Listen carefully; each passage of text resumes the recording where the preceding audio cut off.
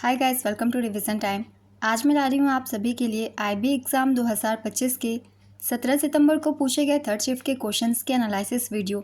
इससे पहले मैंने फर्स्ट शिफ्ट के और सेकंड शिफ्ट की भी एनालिसिस वीडियो डाल रखी है। अगर आप चाहते हैं कि आपके एग्ज़ाम के लिए अच्छे जीके जीएस की तैयारी हो तो आप जाके उन एनालिसिस वीडियो को भी देख सकते हैं, क्योंकि बहुत ही इंपॉर्टेंट एक्स्ट्रा फैक्ट्स है जिनसे एग्ज़ाम में क्वेश्चन बन जाते हैं। तो चलिए आज की वीडियो स्टार्ट करते हैं और देखते हैं थर्ड शिफ्ट के पूछे गए सारे क्वेश्चंस।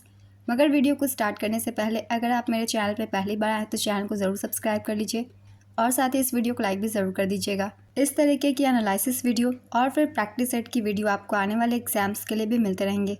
तो चलिए स्टार्ट करते हैं आज की इन्फॉर्मेटिव वीडियो और देखते हैं थर्ड शिफ्ट के पूछे गए सारे questions. Question number 1, I am पुस्तक के लेखक कौन है?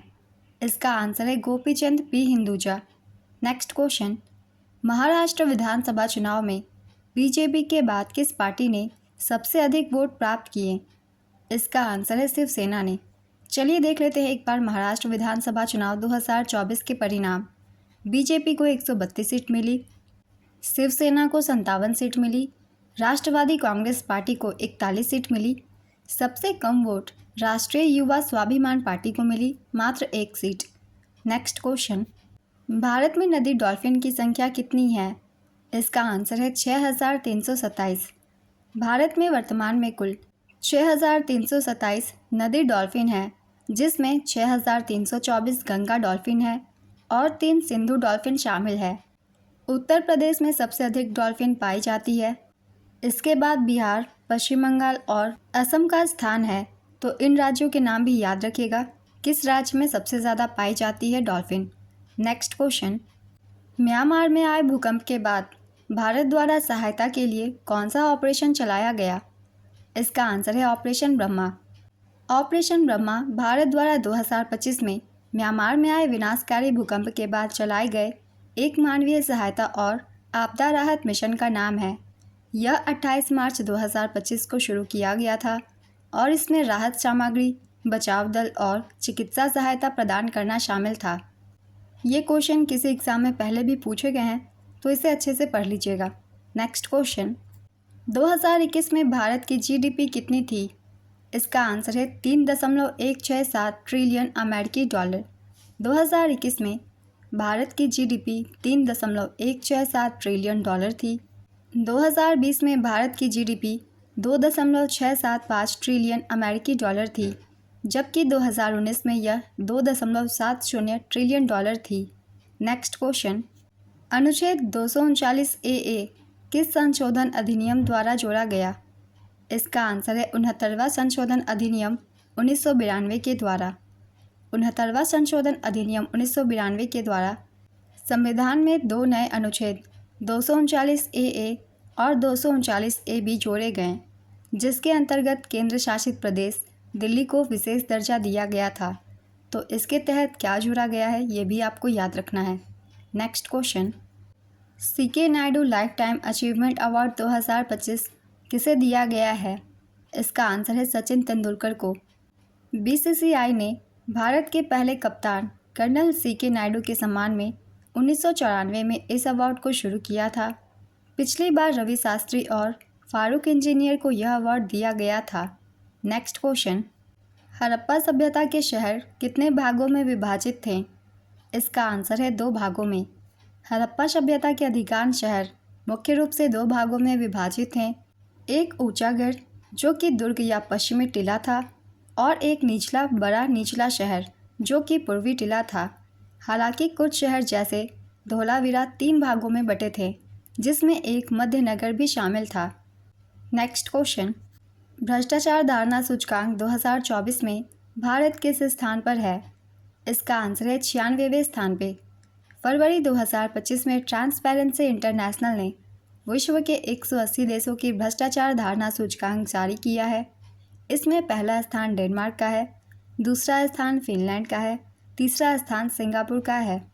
भारत की रैंकिंग थी 96वीं और भारत का स्कोर था 38।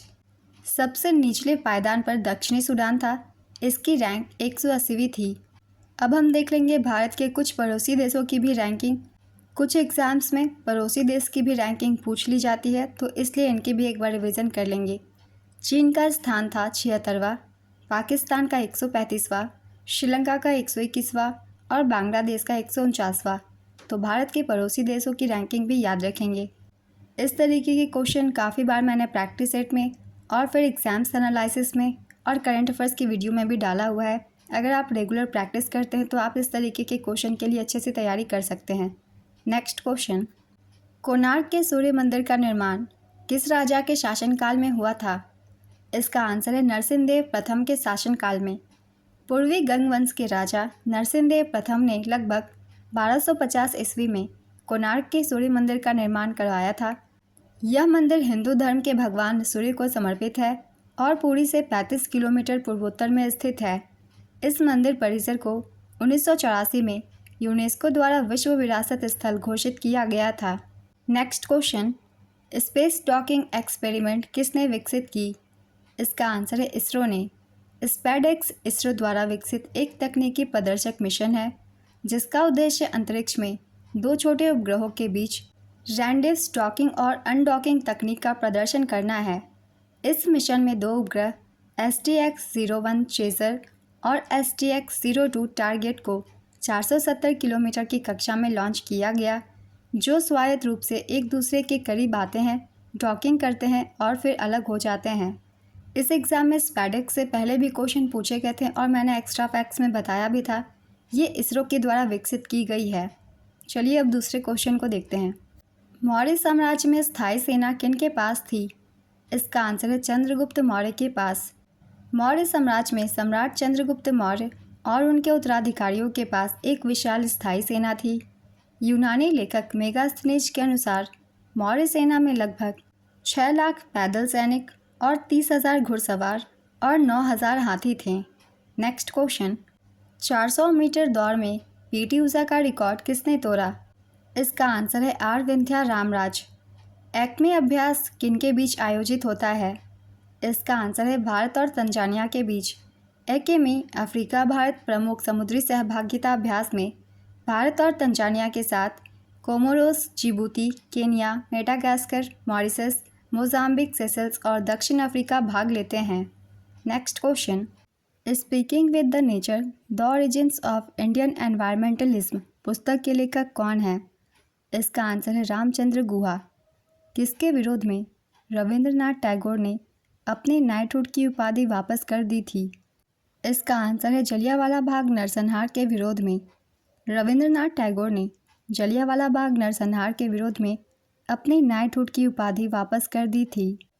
यह ब्रिटिश सरकार का एक क्रूर कृत्य था जिसमें 13 अप्रैल 1919 को अमृतसर के जलियांवाला बाग में निहत्थे लोगों की भीड़ पर गोलियां चलाई गई और 379 लोग मारे गए थे। इस घटना से क्षुब्ध होकर रविंद्रनाथ टैगोर ने 31 मई 1919 को अपनी उपाधि लौटा दी थी। नेक्स्ट क्वेश्चन, अनु रानी किस खेल से संबंधित है? इसका आंसर है एथलेटिक्स से। अनु रानी एथलेटिक्स खेल से जुड़ी है और वह एक भारतीय भाला फेंक खिलाड़ी हैं। नेक्स्ट क्वेश्चन, आप नेता आतिशी मारलेना ने दिल्ली में किस निर्वाचन क्षेत्र से जीत हासिल की थी? इसका आंसर है कालकाजी विधानसभा क्षेत्र से। नेक्स्ट क्वेश्चन, अनुच्छेद 241(1) किससे संबंधित है? इसका आंसर है भारतीय संविधान का अनुच्छेद 241(1) संसद को केंद्र शासित प्रदेशों के लिए उच्च न्यायालय स्थापित करने या उन्हें किसी भी न्यायालय को उच्च न्यायालय घोषित करने का अधिकार देता है। नेक्स्ट क्वेश्चन, अनुच्छेद 39(a) किससे संबंधित है? इसका आंसर है भारतीय संविधान का अनुच्छेद 39(a) समाज के गरीब और कमज़ोर वर्गों को मुफ्त कानूनी सहायता प्रदान करता है और सभी के लिए समान न्याय सुनिश्चित करता है। इसे 42वें संविधान संशोधन अधिनियम 1976 के द्वारा राज्य नीति के निर्देशक तत्वों DPSP के हिस्से के रूप में जोड़ा गया था। नेक्स्ट क्वेश्चन, क्षेत्रफल के अनुसार भारत के किस राज्य में सबसे अधिक वन है? इसका आंसर है मध्य प्रदेश में। भारत में वर्तमान रेपो दर कितना है? इसका आंसर है 5.5%। 6 जून 2025 को RBI द्वारा की गई घोषणा के अनुसार मौजूदा रेपो रेट 5.5% है। रिवर्स रेपो रेट 3.35% है। बैंक रेट और मार्जिनल स्टैंडिंग फैसिलिटी रेट 5.75% है। स्टैंडिंग डिपॉजिट फैसिलिटी रेट 5.25% है। आज की वीडियो कंप्लीट होती है। थर्ड शिफ्ट के सारे क्वेश्चंस थे जीके जीएस के, जो कि एग्ज़ाम में पूछे गए थे। आप सभी को अगर ये वीडियो हेल्पफुल लग रही हो तो इसे लाइक ज़रूर कर दीजिएगा। इस तरीके के एनालिसिस वीडियो के लिए चैनल को ज़रूर सब्सक्राइब कर लीजिए। फिर मिलते हैं अगली वीडियो के साथ। आप सभी को थैंक यू।